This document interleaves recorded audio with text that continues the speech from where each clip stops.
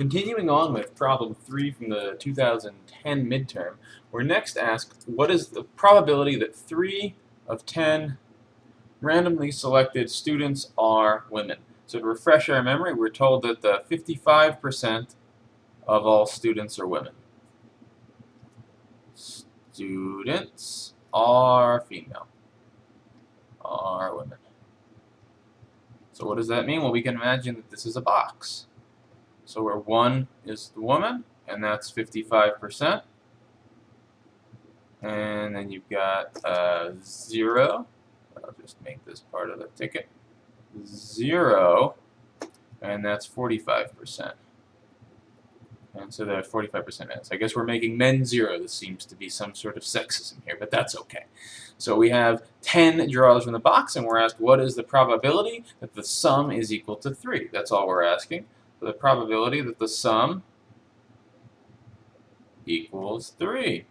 Well, how do we do that? We have draws from a 0, 1 box. We're adding them up. This is a pretty straightforward application of the binomial theorem. Binomial theorem. Formula. Formula.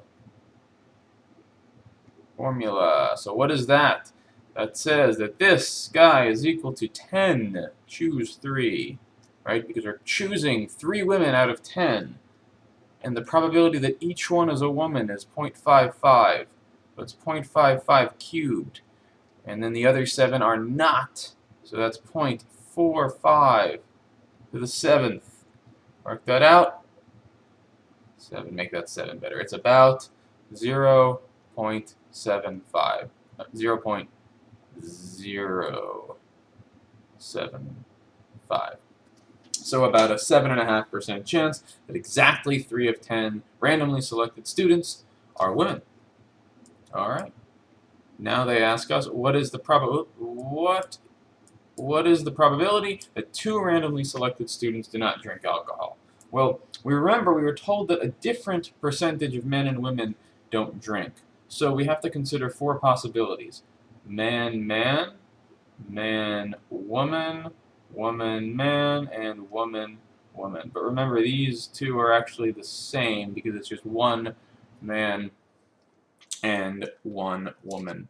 So the probability of 2 students who don't drink is the probability of not drink. So let's just say not, given I selected 2 men, times the probability that I selected 2 men, plus 2 times the probability not, given man, woman, times the probability man, woman, right? Why is it 2 times this? This is because this is the same as if I do woman, man. The probability of picking a woman and a man is the same as the probability of picking a man and then a woman. So it's the same if I switch the order. And then finally, plus the probability of not, given woman, woman, times the probability of woman, woman.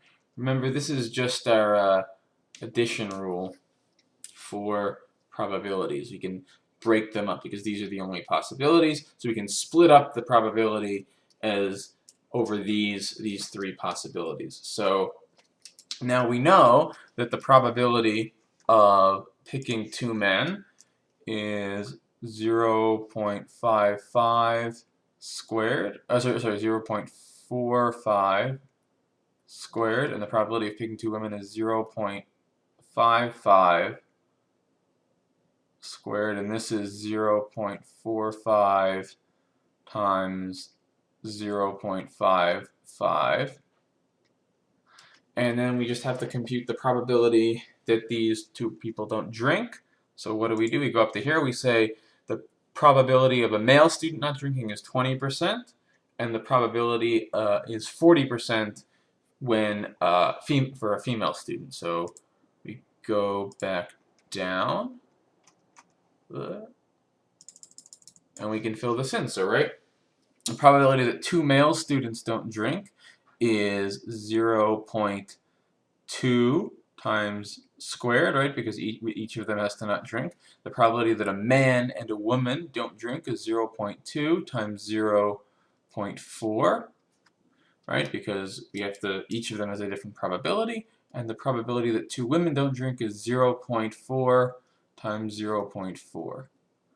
So plugging this all in, putting it all together, the probability of not drinking, if two students not drinking, is 0.2 squared times 0.45 squared, right? Two men don't drink. Probability I pick two men. Probability is 2 times 0.2, 0.4, 0.45, and 0.55, right? So this is, right, man, woman, remember why the 2 is in there, plus, next for the women only, 0.4, 0.4, and then times 0.5 squared. I should have made this just squared, but I don't know why I wrote it that way. Anyway, this works out to be about 9.6%. So this is about, whoops, let's see, about 0.961 according to Wolfram. Oh, this should be 0.55 here. So just correct this. 0.55 squared, and that is approximately 0.0961. So the probability of picking two students who don't drink is about 9.6%.